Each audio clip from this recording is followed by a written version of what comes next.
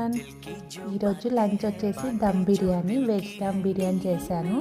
నాకు దమ్ బిర్యానీ మొత్తం అయినాక ఫస్ట్ ఓపెన్ చేయగానే వచ్చే స్మెల్ అంటే చాలా ఇష్టము. ఓపెన్ చేసి కింది నుండి వెజిటేబుల్స్ పైకి తీయడం కూడా అంటే చాలా ఇష్టము.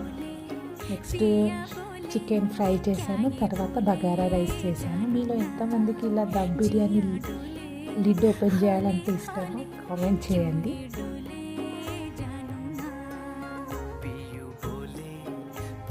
बोले